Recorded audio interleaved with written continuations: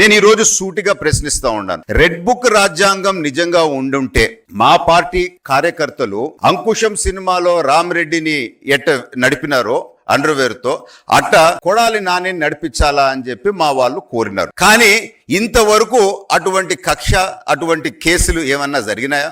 నిజంగా red book రాజ్యాంగము, నిజంగా కక్ష రాజకీయాలు ఉన్నాయి అని అంటే, కానీ లోకేష్ గారి గొప్పతనం ఏంది అని అంటే, ఏ విధమైన కక్ష తీసుకోకపోయినా కొడాలి నాని పరిస్థితి ఎట్టుందో ఒక్కసారి దయచేసి అందరూ చూడాలి. ఆ గడ్డం వేసుకొని గుట్కా నవల్తా ఇంతకు ముందు నోటికొచ్చినట్టు మాట్లాడేవాడు కదా, ఇప్పుడు ఆ జుట్టు పోయింది, గుట్కా పోయింది, మనిషి సన్నగా అయిపోయినాడు, అన్నం తింటలేదు అని అంట.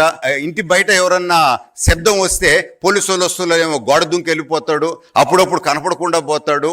అసలు బుక్కులో పేజ్ ఓపెన్ కాకముందే పరిస్థితి ఎట్టయిపోయింది, ఇదిగో ఈ కోడికి ఎంటికలు లాగేసినట్టు అయిపోయింది పరిస్థితి. అది పవర్ ఆఫ్ తెలుగుదేశం పార్టీ, మా నాయకుడు లోకేష్ గారు అని చెప్పి నేను తెలుపుకుంటున్నాను.